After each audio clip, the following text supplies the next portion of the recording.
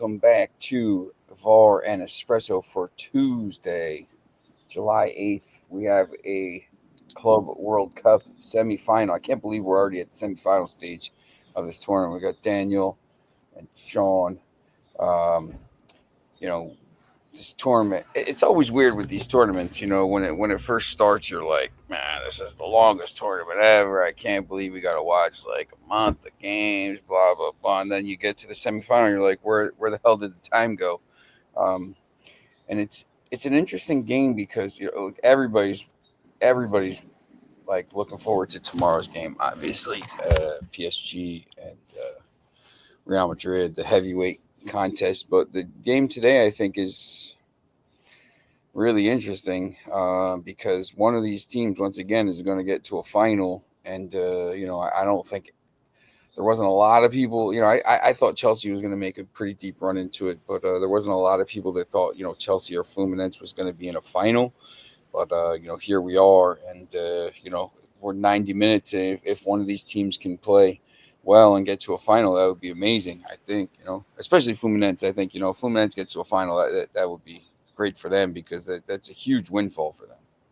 Absolutely. I think when we saw the initial draws, we thought Palmeiras had a good opportunity to get to the next round. And then, of course, depending on who they played in the next round, we assumed it was going to be Atletico Madrid. But obviously, Botafogo pipped them to second place. So Palmeiras sort of earns the luck of a slightly easier draw, so to speak.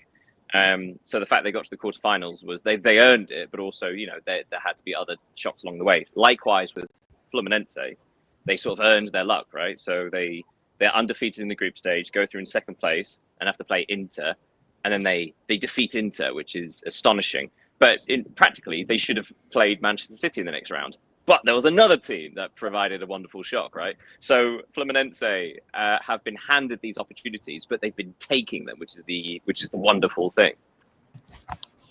There's Leo checking in. He said he's in town. I don't know which town that is, and it was Paris or whatever his town. This is, look, Chelsea. If they get to a final and win it, or whatever, I mean, there's a lot of money involved here. Chelsea obviously needs it once again for buying all these players. For Fluminense, this is getting to a semifinal is going to be a huge windfall for them. This is going to be something that probably, allows them to sign a bunch of players over the next couple years because they're making 70, 80 million, whatever it is, they're getting to a semifinal. Yeah, that's true. Although someone pointed out to me. I think it was the manager of Palmeiras was rumored to was linked to the Porto job, and someone pointed out that actually the wages and financial situation in Brazil is better than Portugal. So actually, not saying that Porto didn't have a better wage budget than say Fluminense or Palmeiras, but it regards like the league. Arguably, the Brazilian league is stronger than the Portuguese league in regards to competition.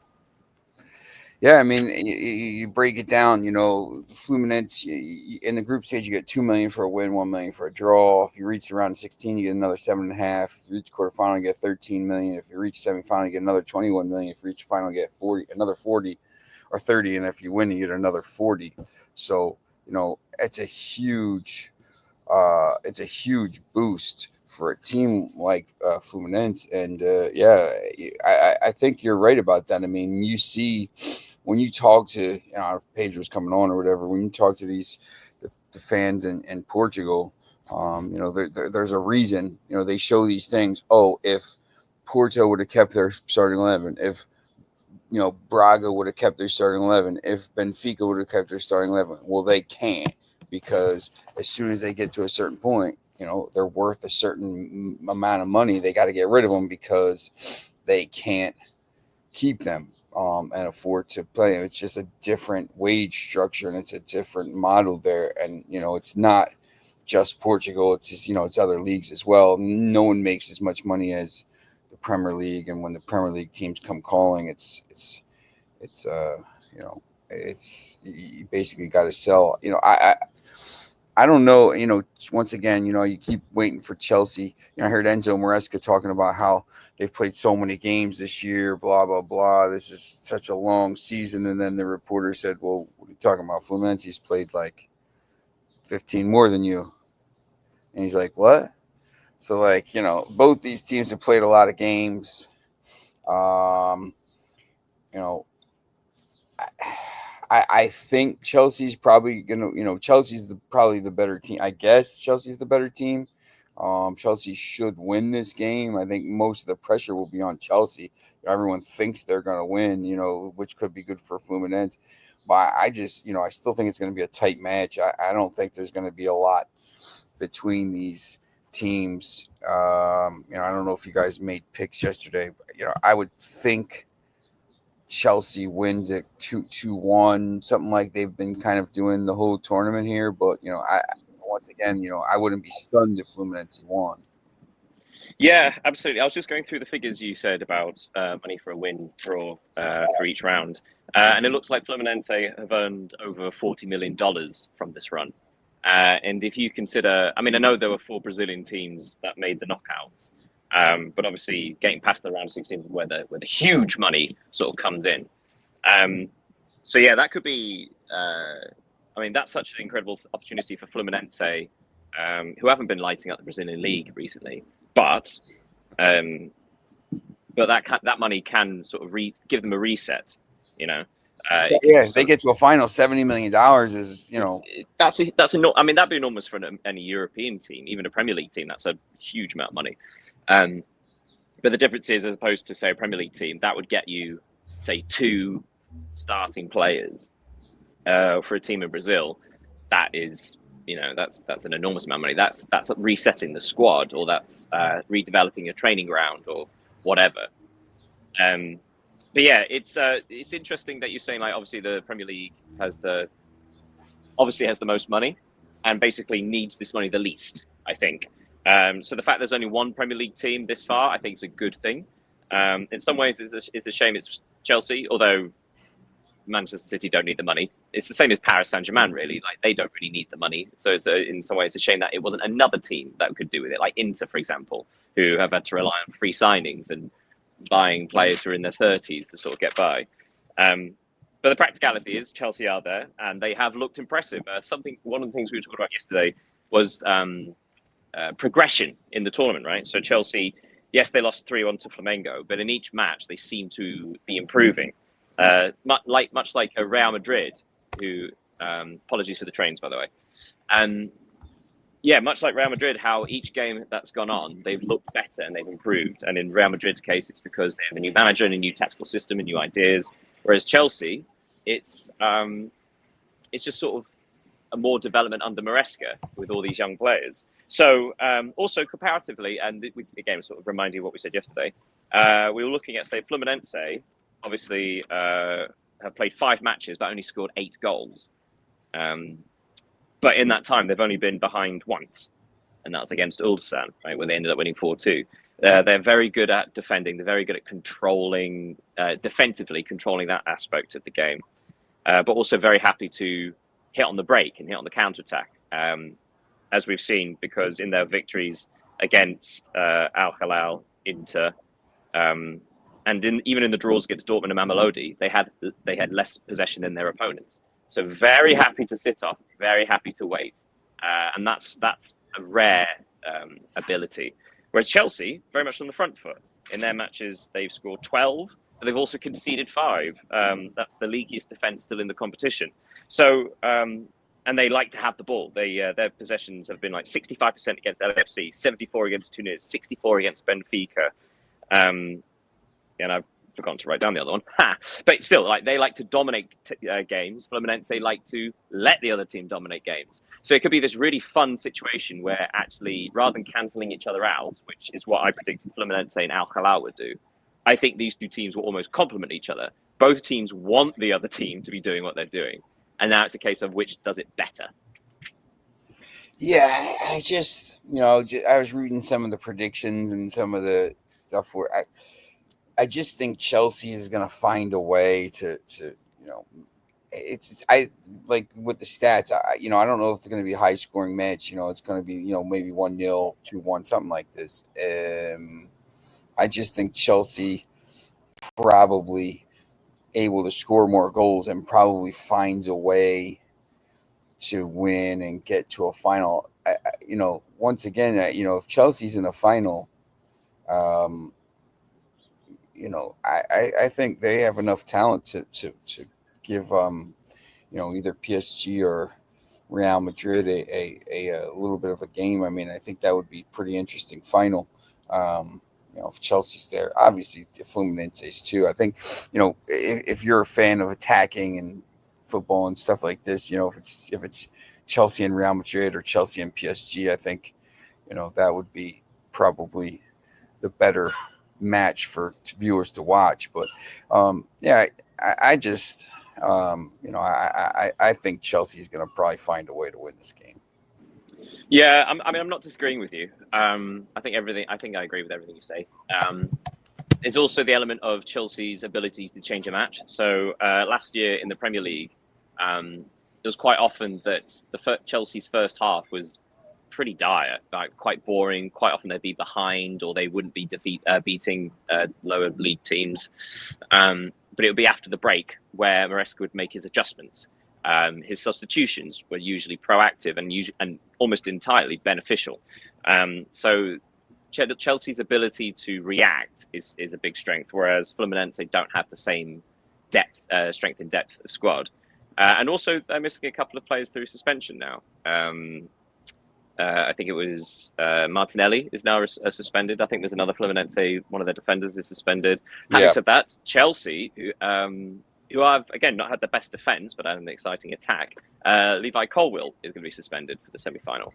And he has been their best centre defender.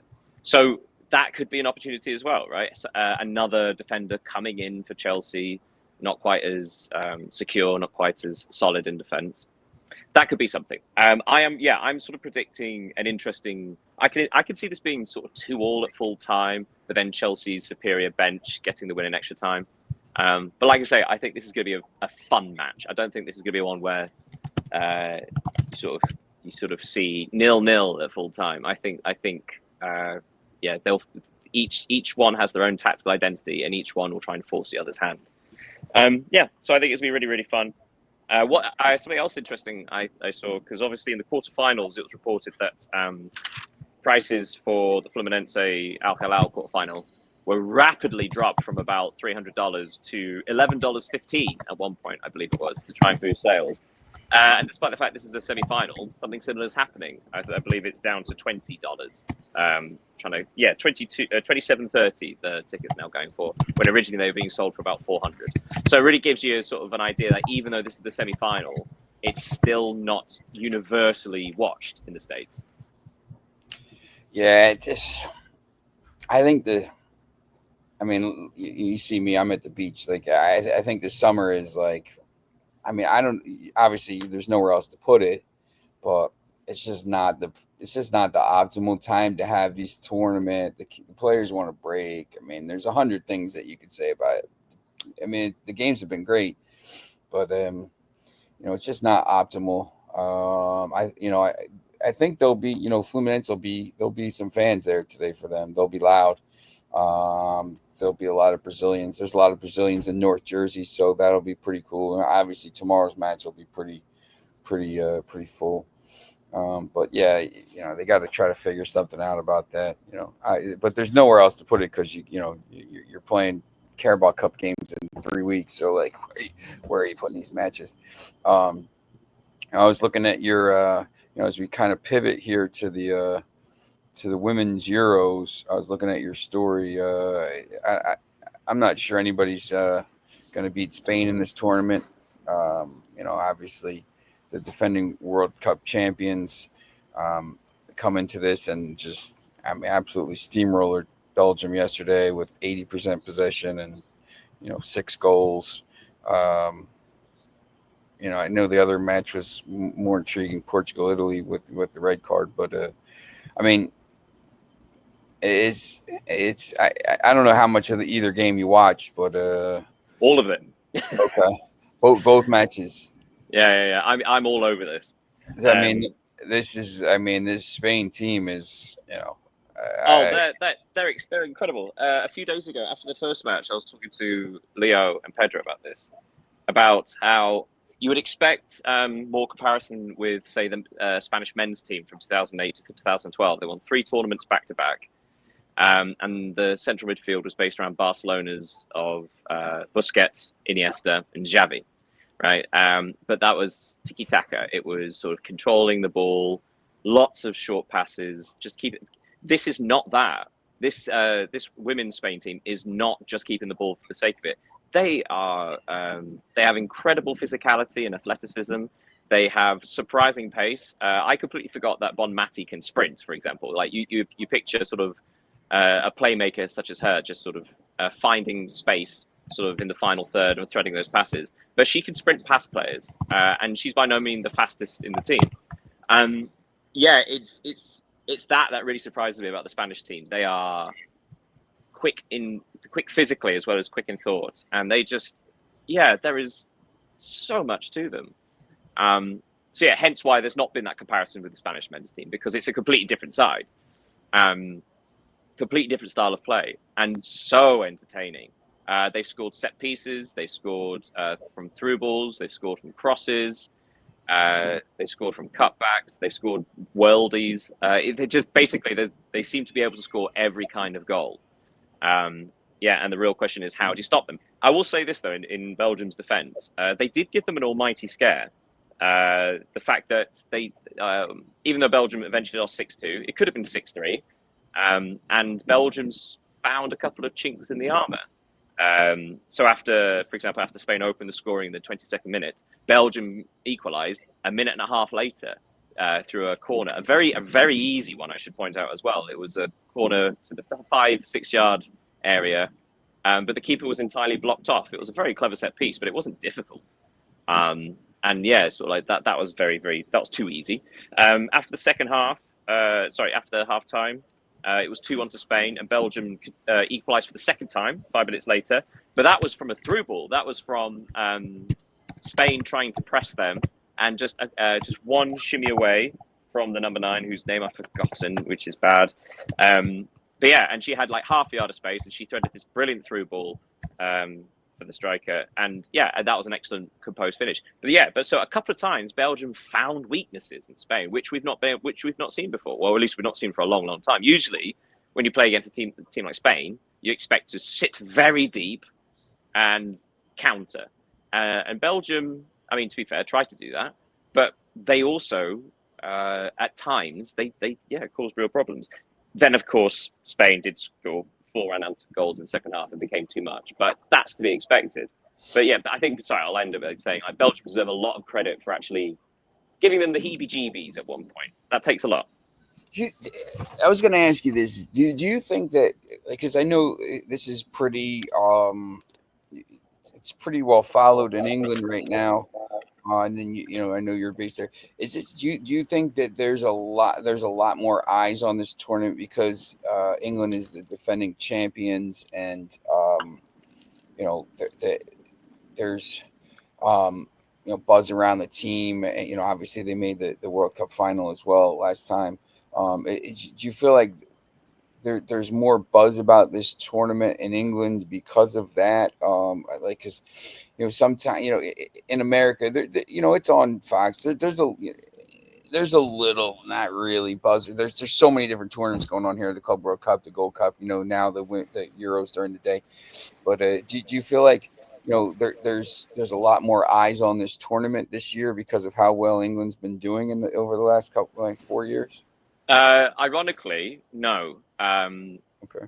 But I'll unpack that. So the first part is sort of marketing, right?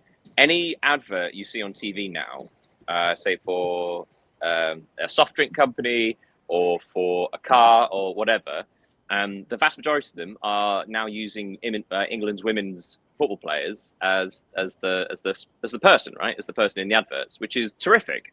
Unlike sort of male footballers who you find in adverts who really don't need the money, you forget actually that the women's players really earn like a fraction of what men's do, and sort of having that supplemental income is a real help, right? But yeah, so there's that sort of increased coverage, the increased exposure to women's football players generally. But you've not seen sort of on the BBC or ITV, there's not been that many in the tournament. You've not seen many promos regarding, oh, watch out, the Euros are coming, which seems a bit of a shame because, like you say, the last two tournaments have seen increased viewers, increased attendances across the board, not just in England. But I would point out that last season in the WSL, the Women's Super League, top tier of English women's football, attendances did drop slightly, despite the fact Arsenal are so far ahead of everybody else in regards to average attendances. They're over 30,000 for an average attendance, which is incredible. But yeah, over the entire league, it has dropped. You do wonder if that's coincided with England's performances in the last couple of years since the World Cup haven't been particularly overwhelming. Yeah, and there's the initial worry of, you do wonder if, say, for example, England get eliminated at the group stage, is that going to set interest in women's football back in this nation, much like it does in the men's game, but obviously that's a bit more deep-rooted and a bit more sort of always in the public consciousness. But across the board, across Europe, across all the other leagues, I would say it's absolutely increased interest. Suddenly you've got, in the last few years, obviously you've got La Liga, you've got Serie A Femminile, where you now just have more, the ability, you have more reason to go to women's games, right? You have more, so you have people going in their low thousands, but it's still sort of a general interest, and that's slowly building everywhere. So regardless of the fact, so in England, I think it's on the wane slightly. I think elsewhere it's in a really healthy position, proven by the fact that the pre-sales for the Switzerland Euros in Switzerland are already, means it's the best-selling women's European Championship ever, and that's before walk-ins and that's before other sales. That's just pre-sales. Yeah, it's interesting because obviously, you know, over here there's women's sports, you know, WNBA, and there's so much push around the women's sports. You know, we have the whole women's what do you call it, the whole women's website, Athletica, that we're using here. So and you know, they're showing, I mean, honestly, I don't remember prior to COVID, but I can't, like, they never showed the women's Euros on TV, and now, you know, they're showing them. Fox has on Fox Sports 1, yeah. Fox Sports 2 over here. So there's clearly a bigger push for that over here. And I think it's just, you know, a lot of that has to do with the appetite for the sport at this point. Like, you know, they're just trying to get all this stuff, you know, all these different sports going. So, yeah, true. But also, I mean, I suppose there's an element of complacency in regards to anybody that watched the US women's national team. They have been the best easily by miles. It was always them or Germany. They've won the vast majority of World Cups. But that's the thing. Unlike the Euros, which is this enormous competition every 4 years, as well as the FIFA World Cup for men or women, the US have the Olympics and the World Cup, because obviously in CONCACAF or sort of that sort of kind of tournament, it doesn't inspire the same sort of interest. Whereas if there were as many good teams in, say if they combined North America and South America into a competition, which actually Leo and I were chatting about recently, about why in the men's game we think the US, Mexico, and Canada should join Copa America every time, because they've sort of stagnated against their sort of neighbours. But the women's team for the US have always been dominant, and now you've got this interesting thing where in the last few years, for the first time ever, really, in professional women's football, they've not been the dominant team, and now you've got this interesting rebuild. So suddenly it's like, and I think I'm right in saying that they won the last Olympics. Is that right? Yeah, Emma Hayes, manager there now, former Chelsea manager. So now there's going to be more interest in the women's team because they're not necessarily expected to win. It's not guaranteed. It's an actual competition. People are excited again, right? So there will be for the Women's World Cup in a couple of years, there'll be that interest again. But yeah, it's the period in between where it's less interesting, because I think in North America you don't have the equivalent of the Euros. Yeah, that's. I mean, I don't know. They probably have the Gold Cup or something like that, but nobody like. It's just. You know, far be it from me. Like, you'll never really hear me say this that much, but like, there might be too much football. Yes, there is. Like, it's there is just 100% too much. It's getting to the point now. You're just like, man, you can't even follow this stuff. So this is actually one of the reasons why I and a lot of British people struggle watching, say, things like NBA or the ML or the baseball league. Too many games to play every night. Too many games. It's also. I mean, it's also because you guys don't have promotion and relegation. There's no real jeopardy, but also because the playoffs are so big. It's a case of like where you can lose 20 games a season because you can still qualify and win. It doesn't make sense, you know, to us anyway. So yeah, I think that's something as well to get your head around. So the fact there are so many football matches, what we don't want to happen is they become incidental. Every match should matter. If it's in the league or a knockout competition, if you lose a match, it has implications for the rest of the season. What we don't want to get is the point where suddenly it's okay, we can lose a match because there are so many of them. And and that's when people's interest will definitely start to properly drop. Yeah, it's I think, especially with the World Cup coming up next year here, they're trying to just flood the market with as much football as they can here to get people kind of used to it. And now Pedro joins us just in time as we talk about the second game yesterday, Italy and Portugal. How's it going, Pedro? Pedro, you joined us this, yeah? Bom dia. Hello, bom dia, Daniel. How are you? Very well, thank you. I'm sitting outside for once. You lot always get the sun and all the fun stuff. I'll sitting out here thinking now. Although you can probably all see me slowly burn. Pedro, what do you think of the game yesterday? The Portuguese game? Yes. Yeah, we're just about to talk about it. All right. It was exciting to watch because the Portuguese girls wanted to leave a good image from this tournament. They really fought to score, even after the VAR decision of offside, who took long to be analyzed by the VAR. So a little bit frustrated with the offside, but they didn't quit. They could score and they equalized the game. The Portuguese goalkeeper made a very good exhibition, in my opinion. He's one of the responsibles to Portugal get a point here.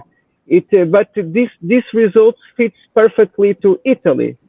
They are very comfortable because the Portuguese team goal difference is -5. So we already know the two teams who are going to be qualified in this group. But at least they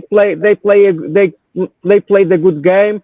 They give fight. They could get the equalize in the end of the game. I think they left a good image here from the tournament. Yeah, I completely agree. Also, before the tournament, the Italian manager described them like self-described as the dark horses of the tournament. No one would bet Italy would win this tournament. There are 4 or 5 teams that have probably a better claim, so to speak. But you can see his thinking. In the opening game, Italy, while conceding possession, always stayed in control. It's incredible, the ability to just let the other team have the ball. We were talking before about Fluminense at the Club World Cup. Very similar. Italy letting the other team have the ball and not threatening at all. And then when they win the ball, being able to either counterattack or sort of have a period of play down a specific route. So even against Portugal, Italy let them have the ball, despite the fact they have the quote-unquote better team, right? So Portugal having nearly 57% of the ball, again, Italy let them have it. If you watch the first half, you can see what Italy were doing, because Portugal, I'll be honest, I was really disappointed in Portugal because they were allowed to have the ball and did nothing with it. It's like the equivalent of, this is not a direct comparison, obviously, but it's the equivalent of when a dog chases a tire and catches up to it, not knowing what to do, right? It's like, oh, now I have the ball. What do I do with it? So it looks like Portugal's game plan was always counterattack, which makes sense because they're attackers, they were very quick, very skillful. But yeah, it looked like they were really missing that the craft, the guile in the creative spaces. So actually, weird thing to say, because I know they lost 5-0 to Spain, but I think Portugal played better against Spain than they did against Italy.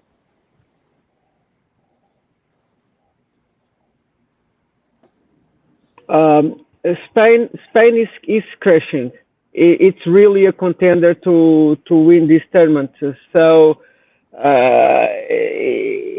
when Spain plays against teams who are in the world ranking seed 20 or lower, it's not a question of Spain win, but how many goals they can score. Yeah. It's my opinion. Yeah, I completely agree. It's you're absolutely right. I think Spain are not, what we were discussing before is Spain against Belgium. They've shown that they are not impenetrable. They actually, Belgium have shown a couple of small weaknesses in defence, and that can encourage some of the better skilled teams or the better equipped teams. But I do think there are teams that can hurt Spain.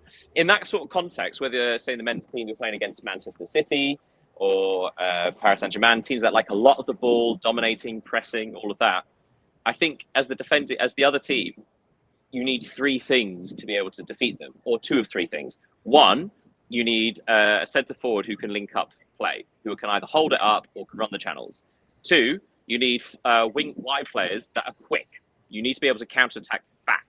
And thirdly, if at all possible, sort of a holding midfielder who can take the ball under pressure. Now, there are teams in this tournament that have that. That's how England beat Spain only a couple of months ago. Germany have that. I mean, arguably, even Sweden have that. France definitely have that. It's just, again, sort of how can you deal with the pressure of Spain, especially in a tournament setting. The other thing I would say is, because obviously England lost to France in their opening match, I think whoever the runners-up are in Group D, say if that's England, France, or the Netherlands, strangely have the better option going ahead, because whoever finishes runners-up will play the winners of Group C, which will probably be Germany, which is a very difficult game. But in the semi-final, you're going to have either Norway or Italy. Almost certainly Italy. Could still be Portugal, hypothetically. But yeah, so suddenly, if you had the choice of having an easy quarterfinal but facing Spain in the semi-final, or having a harder quarterfinal but then facing Italy or Norway in the semi-final, I think you would choose that way. What do you think?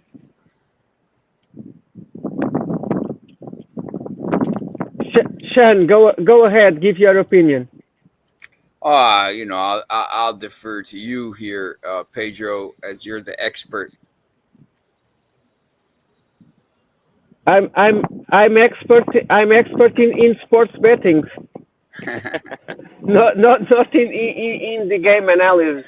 Let Lee and then do that job much better than me. Not even close. Yeah, I just think it's going to be, I watch snippets of these games. I just think you're going to get. I have to look at the bracket here. France and England are Group D, correct? Yeah. So Group C will probably, again, this is just hypothetically, if everything plays out as we think, it would be Germany, Sweden are most likely, and they play later today. Germany play Denmark, and Poland versus Sweden. Both those teams should be on 6 points. Yes, I will say though, keep an eye out for Poland. Poland were really good against Germany, and they could have scored a couple of goals. They've got their strikers plays for Barcelona, Payol, Payol. Anyway, but yeah, she's excellent. She's a fantastic striker, and not just in the hold-up way. She could do everything. And when you have that kind of striker, you can cause problems for anybody. So Sweden may not be a definite for that. I'm just trying to figure out who goes where with this bracket. Like, where's Spain going to go? Are they going to go on to the bottom part? So exactly. So I've got it here. So the winner of Group A, which is Norway, will play the runner-up of Group B, which is probably Italy, considering the goal difference between Portugal. The winner of Group C, probably Germany, will play the runner-up of Group D, either England or Netherlands currently. And then that's the top half of the bracket. So Norway, Italy, Germany, England, or the Dutch. So if Spain, in all likelihood, if Spain and England win their bracket, they're going to play in the semifinals. In the final. Don't forget one thing. For example, Denmark must win at least a draw today. Because they have a good squad, but they are not in a comfortable position. Yeah, that's fair. So, but I don't see. Sorry. No. Tell me. So Denmark needs at least a draw against Germany, right? Yes. And Denmark and Poland. Do you think Poland have chances to have a good result today? Well, yeah, as I was saying before, they've got Barcelona striker Payol playing for them, and she's fantastic. She's one of the best strikers in the world and can do everything. She's fast, she's skillful, she's strong, she's clever. Yeah, and it wasn't as if she was just doing everything by herself. She just sort of spearheads the counterattack. But Poland against Germany. Now, to be fair, Germany should have scored a couple more goals. They did miss chances. But Poland were dangerous on the counterattack, and it wasn't just one direction. It was clever. Yeah, I think Poland, if Poland can get a draw against Sweden, I can see them beating Denmark. I can see them potentially pipping Sweden to the next round. I personally don't see Germany not beating Denmark. Denmark have some good players, but it's been a while since they've been genuinely impressive. So I look back at, say, their recent form before the tournament. They've won in the previous 10 matches. They won 5, lost 4. In fact, their last game before the tournament was a 6-1 loss to Sweden. So, and the fact that they only lost, lost by a small margin in the previous game is credit to them. But also, we're not talking about a team that's filled with quality players. They are really relying on players like 𝐊𝐢𝐤𝐤, who plays for Arsenal. For like Pernille Harder is without doubt the standout player for Denmark. She can hurt anybody, but you are asking a lot of just a couple of players in the Danish team to sort of to show those moments of quality.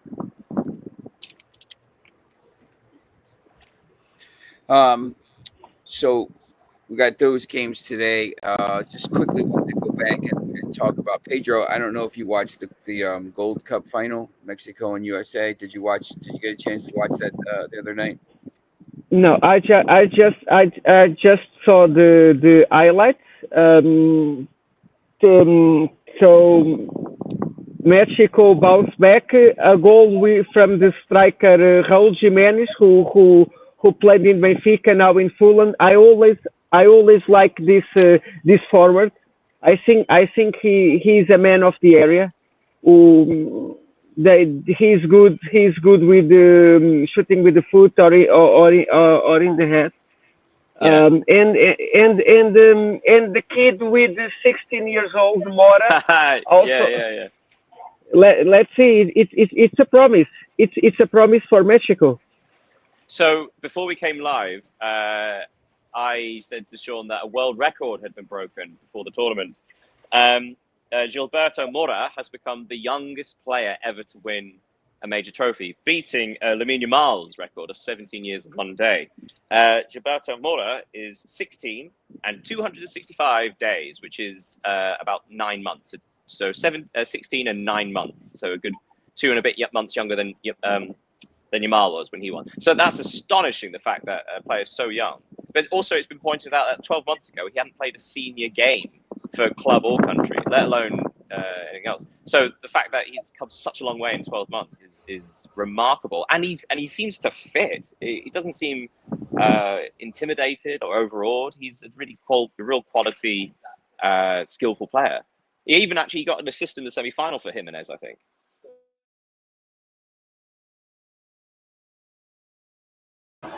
Got a little truck going by here. Yeah, here's the thing. I mean, you know, is it a big deal? You know, for the U.S. and Mexico, obviously, you know, this is their you know, Euros, or this is whatever you want to call it, or you know, it's the Gold Cup for CONCACAF here. This guy comes right back past. But I mean, you know, I think you have to look at the players that didn't play for the U.S. Obviously, you know, Pulisic sat out, and Pochettino. Weston McKennie. McKennie was missing as well. Weston McKennie was with Juventus. Tim Weah, you know, wasn't there. You know, Pulisic just sat out because he was tired, and maybe felt like he didn't have to play year round, obviously, because he's been dealing with injuries and he needs to be healthy next year.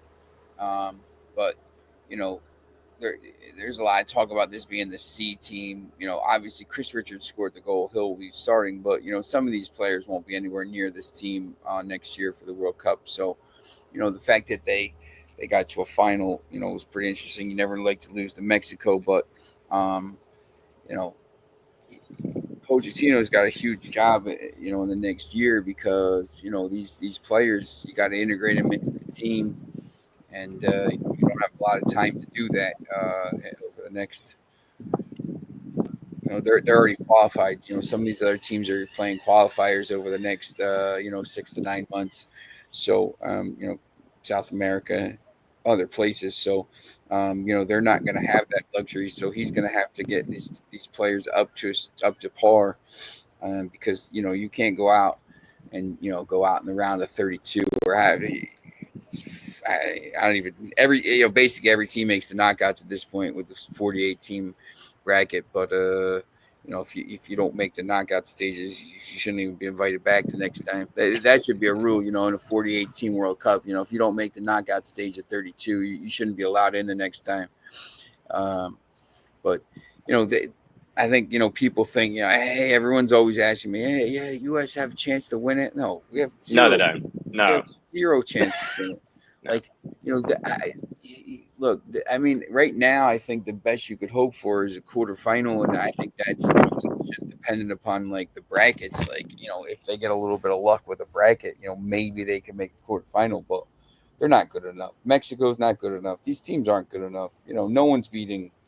You know, you look at Spain, you look at Germany, England, France, you know, that's Netherlands.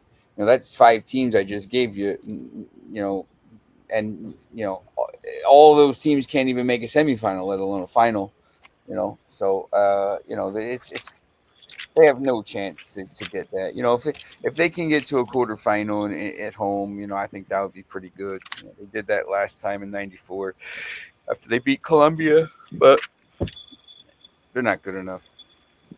Yeah,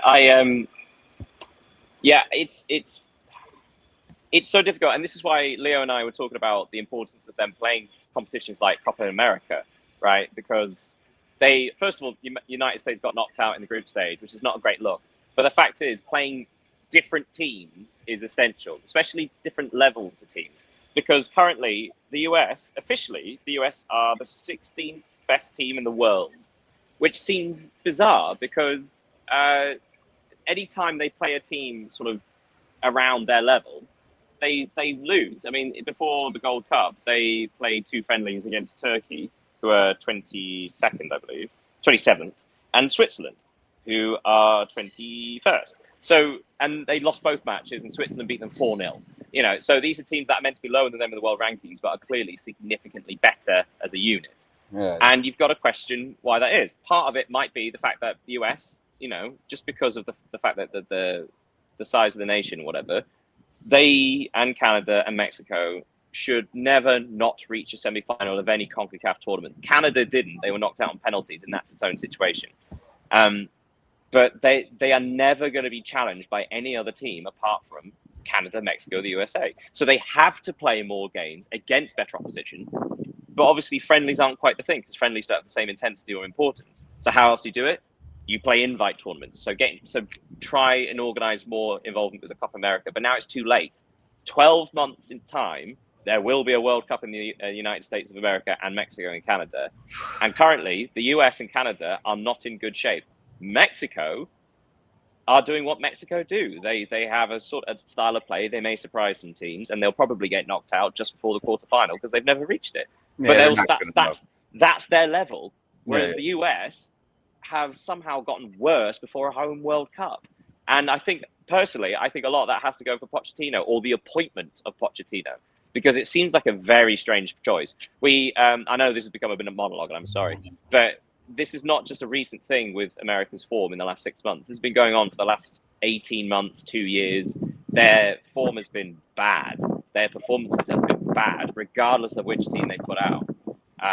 There have been decent moments, but what was it? Before one of the rounds, I went through all of their fixtures in recent years, and the teams they've beaten one team inside the top 50 in the last 18 months, and that was Mexico. That's not good enough, essentially. If you're not going to beat a team outside, inside the top 50, that means you are basically not in the top 50. So yeah, I fear for 12 months' time. I'm not sure what this Gold Cup means. I don't think it means the US are back. I worry that they are not building a tactical identity, then, especially with such significant players missing. They're not building a cohesive unit. They're not building that tactical identity, and they're not building momentum, or, for that matter, interest. That's the end of my TED talk. Sorry. Pedro, you want to make a comment? No, I just want to give some news from Portugal. Francisco Faroli introduced it yesterday as the new Porto coach, coming from Ajax. Di Maria presented in Rosario Central the desire he always had to retire there and try to win the Argentinian championship.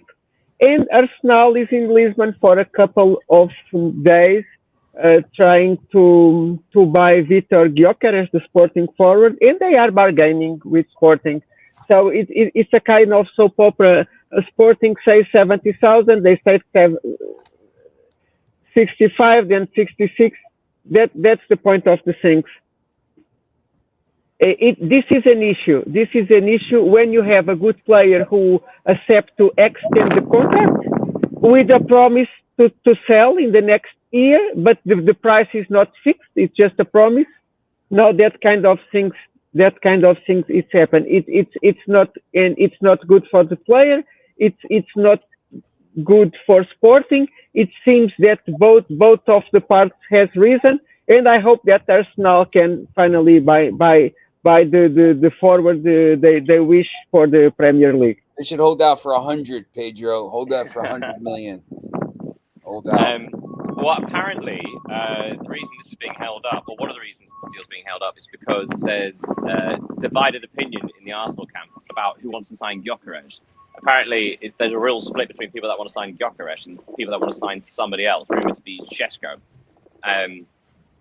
So he's an interesting striker, but I'm not sure he's the one Arsenal need, personally.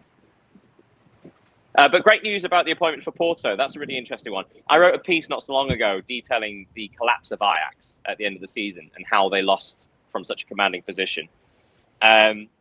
And I'm not entirely sure how much of that was the coach's fault. But a young, interesting manager with tactical ideas. I think that's a good appointment for Porto. What do you think, Pedro? No, it's a good bet for future, because we saw that Anselmi, the former coach, couldn't put Porto play like Porto, because Porto, it's a regional club. It's a club who represents the north of the country. So they are good fighters. They also fight for the result. They play with the pride for the jersey, and didn't happen. Porto make a very poor season. Was fighting for the fourth seed with Braga in the Europe League. Did anything? It was a completely disaster. And now with the FIFA clubs tournament, the coach was already with that ad on target. As I said to you, if Porto doesn't make a good performance this tournament, they will replace the coach, and that's what happened. And now it's a new energy. It's a young coach with a new energy. He comes with the wish to improve Porto performance. Let's see. Worse than was, it's impossible to stay. It seems a shame that they didn't do it before the tournament, considering other coaches that have jumped into jobs before the tournament with teams at the tournament have had a fairly successful start. You know, you look at Xabi Alonso, look at Simone Inzaghi, obviously different caliber of managers, but still. I think it's a realistic appointment if you consider Porto are now officially the third best team in Portugal. So they're not exactly sort of able to shop from the top shelf, so to speak, for managers. So I think it's a smart appointment, but I also think it's a realistic appointment.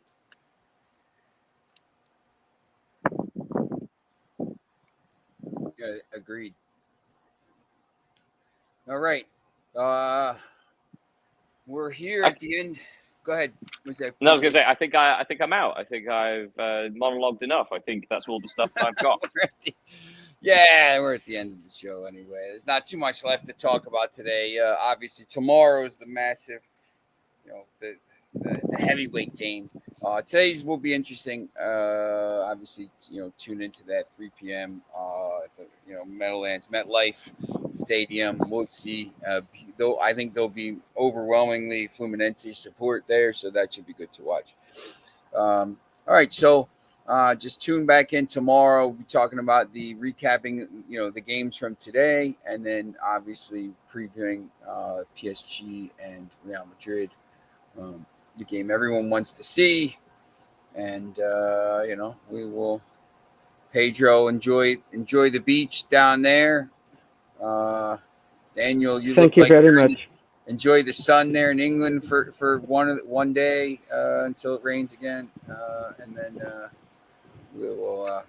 Rained here yesterday, but you can see obviously I got some sun. All right, we will see you tomorrow. Thanks for joining. Thank you so much, guys. Have a great day.